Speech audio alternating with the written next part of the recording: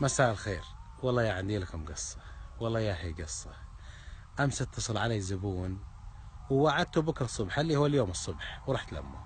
وشغلي أنا بطبيعته لأني أشتغل بالقصور والفلل الفخمة، فعلاقاتي واحتكاكي كله مع التجار.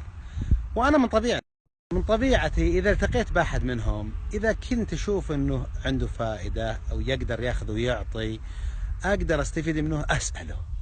خلونا نروح بكم القصة على طول. اليوم أنا الموعد بيني وبينه الصبح الساعة 10:30 بالاستراحة، وبعدين بنطلع القصر. أثر الاستراحة قاصر الحالة ما شاء الله.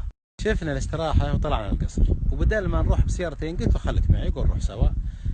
قمنا نسولف أنا وياه ونسولف أنا وياه، وقلت له وش استفدت من الدنيا؟ طبعا مو بكل واحد يقدر يعطيك اللي عنده، لكن أحيانا لهم مفاتيح الناس وأنت تقدر تفتحهم. سولفت أنا وياه وقال بقول لك فايدة. قلت سام وش الفائدة؟ احنا نبي الفائدة. هنا أنا خلاص عاد أسكت، أنا قاعد أناظره واستمع وبس أعطيه تفاعلي. الأكبر درس تعلمته هو أن الرزق ما يجي بالذكاء أبد. كل هالرزاق اللي نشوف ذي والله ما هو بذكاء. طيب دلل لي شلون يعني؟ كشف. أنا تاجرت ورحت وجيت وملكت ملايين. اليوم الأسهم اللي طاحوا بها الناس كنت أدير محفظة ب270 مليون ريال، كان لي خاص منهن 35 مليون. طبعا الآن عمره هو 39 سنة، أنا ما أدري، الله ما أدري، عام 2001 الأسهم، يعني يمكن عمره هو 25 26 يمكن. فجيت انطحت الأسهم اللي طاحوا بها كل الناس، وخسرت كل مالي وقروش الناس اللي عندي، وطلعت أنا مديون ب9 مليون و600. يقول فلك أن تتخيل شخص يملك هالأموال ويملك هالشغل وهالثروات وتروح منه بليلة وهو عمره 25. يقول الصراحة عشت حياة لا يمكن أن أتصورها. يقول إلى درجة صرت أروح العتيقة أبيع طماط، بس أبي أوفر حليب، والله يكرمكم حفايض الأصغرين، ويعني أساسيات حياتي. يقول زوجتي والله ثم الله ما تدري عن أي شيء، تدري أني خسرت لكن ما كانت تتخيل أني بهالدرجة. يقولوا ذاك اليوم أنا طالع العتيقة بروح أبيع طماط. يقول طالبت من زوجتي أغراض للبيت وكذا، وبروح أبيع وأشري بالطماط علشان أوفر لهم هالأغراض. يقول رأس مالي كل اللي معي بمخباتي 660 ريال. يقول أمشي ومرة أشوف سوداني متعطل بوسط الشارع مع عائلته، يقول مرة أوقف عنده، قلت له عسى ما أشعر، ايش فيك يا زول؟ قال والله سيارة خربانة. يقول ومرة آخذه هو عائلته وأوديه لشقق مفروشة. يقول ما معه شيء أبد، سيارته خرده إلى آخر درجة. يقول مرة استأجر له غرفة وصالة. يقول عائلته كبيرة شوي، يقول بس عشان ما معه وأنا ما معي استأجرت له غرفة وصالة.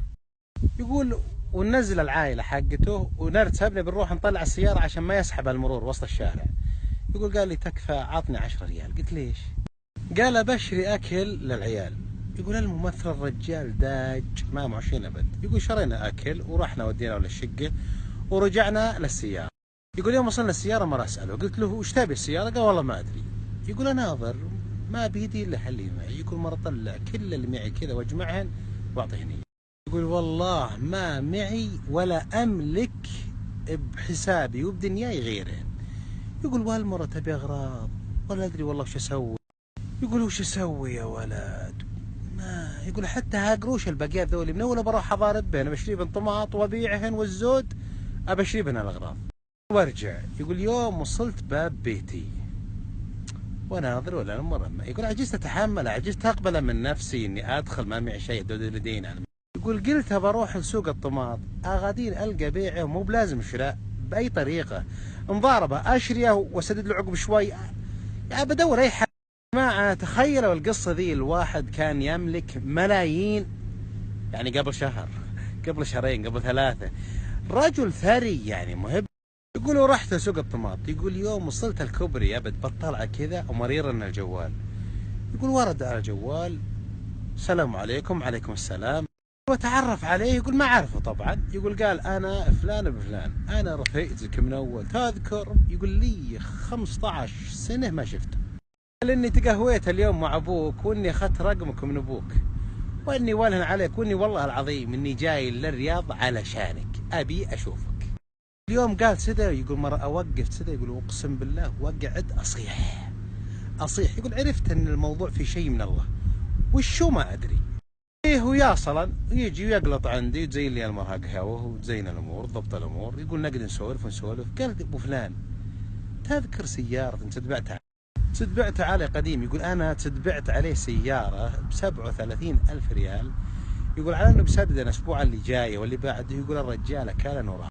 يقول السالفة ذي يوم أبيع عليه يقول مو بطيلة 10 سنين. يقول آكلن الرجال قروش وحاولت وكلمت أبوه وحاولت بل أقدر. يقول عجزت. يقولوا نسيت. يقول قال يا رجال أنا الصراحة أني أكلت حقك وما أدري شلون، وأنا والله كل يوم ما حسبت له واجد وأبيك تكفى تسامحني. يقول مرة يطلع القريشات من مخباته وزمره ويعطيني إياهن 37,000 ريال. يقول تخيل من 660 ريال ما معي غيرهن 37,000. يقول ما قدرت على كذا. يقول خلصنا قهوتنا ونزلنا مع درج. يقول حنا نازلين قال ابو فلان ما ودك نرجع ناخذ لنا فنجان؟ قلت له الله يحييك كه. يقول نرجع انت قهوه. يقول يمدريتهم انه تطلع 120,000 ريال بزمره ثانيه وحالتهن علي. قلت وش هذولي؟ قال هذولي ارباحك، اني انا ضاربت لك بس 37,000 ذولي وهالمده اللي راحت هذولي ربحهن. يقول قلت لا.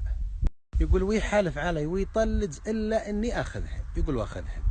يقول ما مداوي يطلع مع الباب الا انا وين اروح؟ يقول واروح للشق ولا السوداني اسالهم السوداني موجود؟ قال موجود. يقول ونادي العامل قلت له هذه 500 ريال. يقول قلت وين العامل الثاني حق الشفت الثاني؟ يقول يجي. يقول واعطيه 500. قلت لا يطلع سوداني الا انتم معلمينه. قالوا خلاص. يقول واروح احنا عندنا مناسبه يقول حضرنا وكذا. يقول اليوم صار بالليل ورجع عيالي لبيتهم. يقول وارتب سيارتي واروح للشق. واجيهم الساعة 2 بالليل. يقول قلت له أنا وين شقته؟ قالوا رقم كذا. يقول ورقة فوق بالدور الثاني. يقول يوم وصلت عند الباب يقول ولا أسمع السوداني يقوم الليل يقول يقرأ ويدعي وكذا. يقول يوم إنه خلص صلاة يقول ونطق الباب. مين؟ قلت أنا رفيقك فلان. يقول يطلع لي قال اقلط. قلت وين اقلط؟ أعرف البير وأعرف خطأه على ما يقولون، لكن سم. يقول وطلع 37,000 حقت رفيقي وأعطيني إياه. يقول قلت له بس أنت شوف أنت صاحب دعوة مستجابة تكفى لا تنسان بالدعاء. يقول عقبها أبشرك والله ما شفت شر. والقصة أطول من ذلك لكن ما ودي أطول عليكم. القصة بها عبر كثيرة قوة. هل تتعجب من كرم الله ولا من استجابة الدعوات لها السوداني اللي قد يراها البعض ويتهاون فيه حاله ورثه وكذا، أو تتعجب من كرم صاحبي هذا اللي خسر كل ماله ومديون 9 ملايين ولا معه اليوم إلا 660 ريال ويعطيهم كل ما يملك، ثم يجنه 37,000 وال120 وهو أحوج ما يكون ما زال يسدد ديونه وبلاويه، ومع ذلك يروح يعطينا السوداني أي قلب وأي قوة. ولكن هذا حال المؤمن لما يتعامل مع الله. الله يسعدكم. طلب مني البعض إكمال القصة وله تتمة بسيطة الحقيقة وجميلة. لكن قبل هذا صاحبي اللي روالي القصة لما جاء يروي لي القصة أقسم لي قسم وحلف لي حلف أنه لا يعلم بالقصة إلا هو، وأنه ما أحد على وجه الأرض، والقصة لها 10 سنوات. لكن قال سبحان الله ومرت إني أقول لك. قلت بيض الله وجهك واستأذنته بنشره. تتمت القصة. يقول إني أنا أعطيت السوداني 37,000 وسولفت أنا شوي بكذا وأخذت رقمه وصار بيني وبينه تواصل وراح. يقول ما قعد عقبه ولا أسبوع على طول مشى جاب الله القرشات. يقول داقوا الفقر بذا وهلو هناك بعد يحتلون. يقول أخذ عياله ومشى.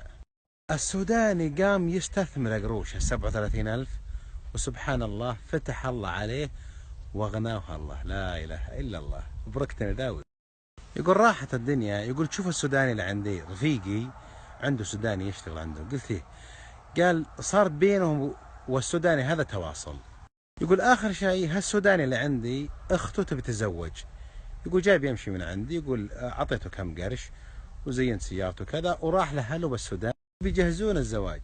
السوداني اللي هناك أبو 37,000 دري إن السوداني هذا اللي يشتغل عند صاحبنا راعي القصة جاي، وش سوى؟ قام وسوى حفلة كبيرة ملفتة قوة. ليش؟ إكراما للسوداني هذا علشان كفيله. يعني يوم انه ما قدر يوفي مع الكفيل نفسه، اقل شيء وفى مع المرسول. صاحبنا راعي القصة اتصل على السوداني اللي هناك واشكره وكذا، وقال شوف انا كنت ناوي اجي لمك بالسودان، لكن اللي هذا شغلك مع مرسولي وش تتسوي معي؟ انا لا جيت، لكن كذا والله ما اجي. فشوفوا جمال القصة، شوفوا جمال الوفاء. الحقيقة القصة رائعة جدا، لا أخفيكم أني بكيت وأني حلفت على الشخص هذا إلا بقبل راسك، وقبلت راسه.